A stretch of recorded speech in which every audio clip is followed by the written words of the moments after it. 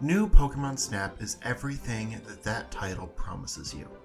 It includes a slew of Pokemon, new and old, from the current 8 generations, and features the player in the role of a fledgling adventurer/photographer, joining Professor Mirror, his protege, and the former titular protagonist Todd Snap. And while you might jump into this game fueled by the nostalgia of playing the original as a kid, what you'll find is a much denser and more complete package than that N64 classic, which was notorious for only being a few hours long, but perfect for a blockbuster rental period. But let's get those basics out of the way first. If you're familiar with the concept of the original, you'll be right at home here. You move along a set track across some beautifully detailed and varied Pokemon biomes, snapping the most ideal photos of each breed to help learn more about the creatures and their behaviors. Aside from the camera, you're also equipped with a few tools for manipulating the environment and getting specific reactions out of the wild Pokemon. Apples, I mean fluff fruit as the game insists on calling them, can be thrown directly at Pokemon to cause a sad but amusing bonk animation, as well as excite them into moving closer to your view or stopping them in their tracks long enough to eat. A musical cue can be activated at any time to wake up certain Pokemon, or occasionally cause them to dance, though I'll admit I found it didn't seem to work very often and I got kinda tired of hearing it. There's also a new scan function that highlights points of interest in your view, as well as alternate paths through each level, and it can also startle most Pokemon into curiously looking your direction, which is great for getting a front-facing photo. Also, each continent has its own form of Illumina orbs, which make Pokemon glow and occasionally activates unique reactions as they marvel over being illuminated. You can also throw the orbs at certain crystallized flowers to cause reactions in the general vicinity, such as in the first level when the Combi will get excited and grab their Vespiquen to see the phenomenon. And finally, strangely late in the game, you get the ability to speed up at will, which is not only great for cruising through certain areas of a level that you just don't really care about, but is also handy for catching up to particularly elusive Pokemon for a better shot. All of these tools combine for a fairly robust photography inventory, though it can occasionally be overwhelming in new levels, as you just push each button around every new Pokemon you come across, hoping to see some unique moment to capture, since there's 4 photo categories to collect for each Pokemon, and it's not always clear what will get flagged for each category, so it's kind of a process of trial and error each time you find that Pokemon.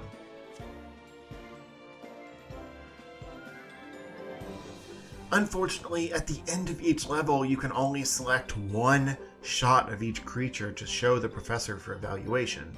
And since I mentioned there are 4 star categories for each Pokemon in the photo decks, you can see what kind of photo falls into each category, but you can't select them all. One of my biggest complaints about the game is having to allegorically kill your darlings and decide which shot would be the hardest to recreate in future loops, and just pick that one.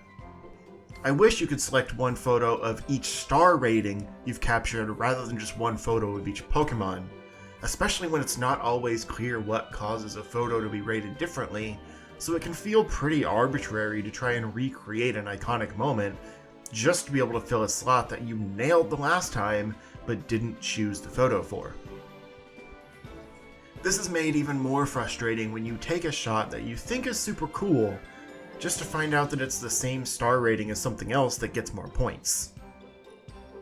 I did start to figure out a bit of a pattern, like usually a neutral shot of a Pokemon is a 1 star, and bopping them with a fluff fruit is almost always a 2 star, but even those 2 rules can be occasionally thrown out the window, and the 3 and 4 star categories can be way more baffling, to the point where 2 seemingly identical shots show up as different star ratings. And Professor Mirror judging the actual points system can be equally baffling. He doesn't quite destroy your fragile child ego like Professor Oak did in the original, but he still has a few backhanded compliments when your photography isn't quite up to snuff in his eyes. And sometimes his advice makes no sense, like saying to center a Pokemon for more points when it's clearly framed perfectly. But maybe the AI goes by eyeline? It's hard to tell what the algorithm picks up, but it gives me anxiety every time I select my photos for judgment, because what I think is a good shot and what he thinks are clearly very different. And speaking of the algorithm, there is a reward for having multiple other Pokemon in your shot, but there's also nothing more frustrating than clearly taking a picture of a certain Pokemon and then finding that picture in the wrong folder, meaning it doesn't count toward the Pokemon you actually took a picture of. Where's the beef? It seems the photo AI in this game could have used a few more passes through quality assurance before release. The reason I'm being so nitpicky on how inconsistent the scoring system can be is because the points you earn from the professor's photography judgment is put toward your research score for that level. And each level has 3 ranks that lead to various changes throughout the level, from Pokemon getting more comfortable with you, to more variety popping up throughout the level, to possible new paths opening up, such as a group of Bidoof finishing a dam and letting you take your vehicle over it to photograph their new home. These kinds of personal touches make it really feel like a lived-in world that, pardon the pun, evolves over time. And reaching new research levels and then diving back into a level to see the differences is one of my favorite aspects of this game. But it also means that getting better photos to earn more points each run is vitally important. So those little issues I mentioned before can be the difference between a near-perfect score and a bad shot of a Pokemon that you didn't even intend to be the focus. And because of this, if you're a completionist, getting a shiny crystal rating for all 4-star categories for every Pokemon would probably break you. I'm not a completionist, and still sometimes those arbitrary score breakdowns can turn this into a rage game as I yell at the screen, "Come on! That's clearly a better photo!" But all this is to say that the game is so engaging and addictive. Even with the flaws, I want to do just one more run to try and perfect the shot I got last time. So, we've got multiple areas to explore, each with multiple research levels that affect Pokemon behavior in those areas, as well as night variants of some of these areas, which I haven't even touched on, that bring out even more Pokemon variety, and tends to just show off how pretty this game really is. But what's the driving force behind it all? Well, the story is fairly simple, involving the professor's attempt to get photographic evidence of a myth regarding elusive Illumina Pokemon hidden on each continent with special powers.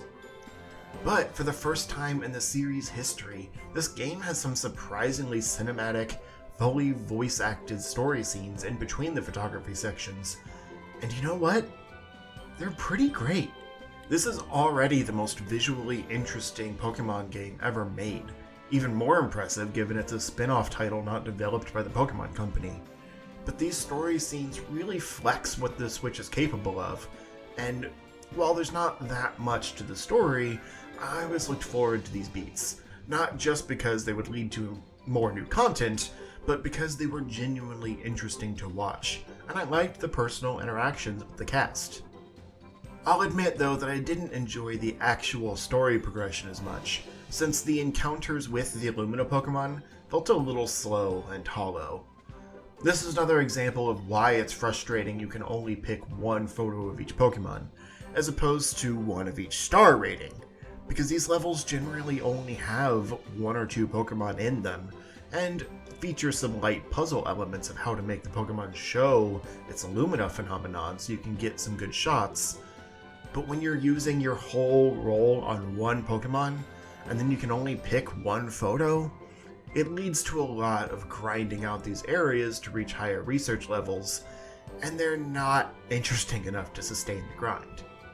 I think they were trying to capture the feeling of the final Mew level in the original game, but the added mechanics at play here with multiple photo slots for each Pokemon make it more of a chore than it's really worth. New Pokemon Snap was a huge surprise to me, especially as a fan of the original. I fully believed this was going to be another example where it's a full-priced game that can be completed in just a few hours with nothing else to do.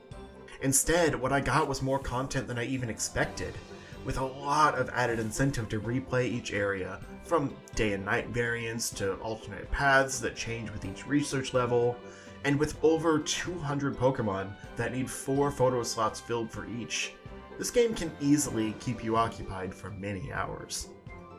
And because it's a modern Snap game releasing during the height of social media, there's a slew of online features to take advantage of too. Most are fairly throwaway, and I wish there was more personalization of your online profile, but being able to not only save your favorite photos, whether the stupid professor liked them or not, but also go in and slightly adjust the shot and post before saving it is pretty huge. And those saved shots can be customized further with stickers, borders, and more before being posted on social media or the online photo portal where other players can see the decorated shots. I really like how Nintendo has kind of kept the essence of the Wii U Miiverse alive through these in-game sharing features. R.I.P. Miiverse. But yeah, there is a lot to do and a lot to like about this game. It's not perfect by any means, but a lot of my complaints are on the back end with the actual photo judging side of things, so it never detracts from the joy of just seeing Pokemon in their natural habitats and grinning like a big old idiot at how they interact with each other. For someone who's been following Pokemon since its creation 25 years ago, yes, I'm old. This makes me feel like a kid again when I was playing with Pokemon toys and making my own stories for them. It's the perfect kind of escapism we all need right now. And not even Professor Mirror can take that away from... Oh, come on! That was perfect! You hack! What is your degree in? Are you even a qualified photography curator?